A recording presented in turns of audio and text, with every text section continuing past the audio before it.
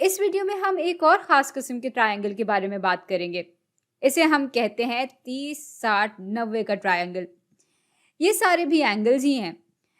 तो अगर हमें एक राइट एंगल ट्रायंगल दिया हुआ हो, जिसका ये एंगल 30 डिग्री के बराबर हो, तो इस मालूमात से हम इस एंगल के बारे में तो मालूम कर ही सकते हैं।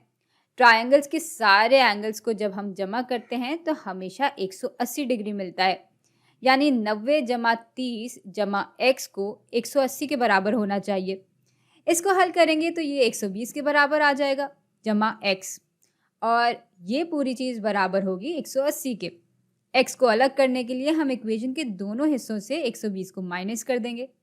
यूँ x बराबर आ जाएगा 180 माइनस 120 यानी 60 के। तो यूँ हमें 30, 60, 90 का ट्रायंगल मिल जाता है। अच्छा, अब अगर इसका हाइपोटेन्यूज हमें h के बराबर दिया हुआ हो और हमसे बाकी की साइड्स की लंबाई पूछी जाए, तो वो हम कैसे मालूम करेंगे? भाई, इसके लिए हम पाइथागोरियन थ्योरम की मदद लेंगे। चलें, ऐसा करते हैं कि यहाँ इस किस्म का एक और ट्रायंगल बना लेते हैं।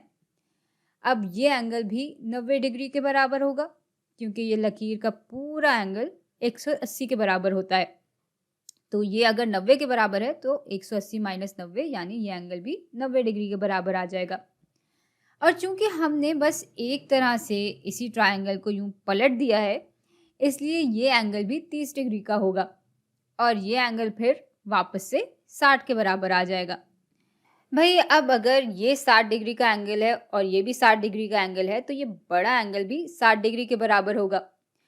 या अगर हम इन दोनों को जमा कर दें तो हमें 60 डिग्री का एंगल मिलेगा।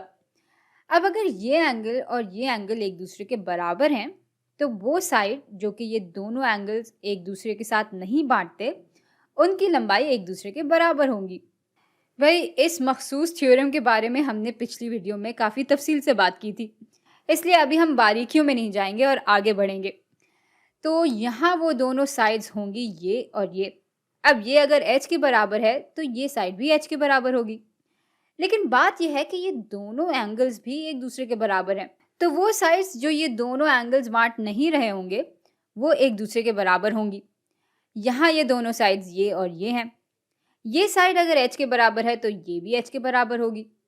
अब अगर ये सारी साइड्स ही h के बराबर हैं, तो हमारे पास असल में एक इक्विलैटरल ट्रायंगल है, जिसकी सारी साइड्स एक बराबर होती हैं और उसके सारे एंगल्स भी एक बराबर होते हैं। अब हमें मालूम है कि ये पूरी लंबाई h के बराबर है और हमने चूंकि बिल्कुल इसका अक्स यहाँ पे बनाया था, तो ये लकीर असल में इस लकीर को दरमियान से काट रही होगी।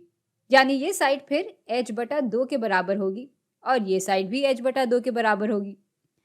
अब ज़रा इस पूरी चीज़ का खुलासा करते हैं। इस ट्रायंगल में हाइपोटेन्यूज h के बराबर है और 30 डिग्री के दूसरी तरफ जो साइड है उसकी लंबाई हाइपोटेन्यूज की लंबाई के आधे के बराबर है। इसको अगर आप फिर से बनाएं तो ये ट्रायंगल कुछ इस तरह का दिखेगा। ये एंगल 90 डिग्री का है, ये 30 का और ये 60 का। हाइपोटेन्यूज h के बराबर है और 30 डिग्री के एंगल की दूसरी तरफ की साइड की लंबाई h/2 के बराबर होगी। और ये साइड, जिसको अभी के लिए हम a से दिखा देंगे, इसकी कदर हम पाइथागोरियन थ्योरम की मदद से निकालेंगे। इन दोनों छोटी साइड्स का स्क्वायर लेकर जब हम जमा करेंगे तो हमें हाइपोटेन्यूज की लंबाई का स्क्वायर मिल जाएगा।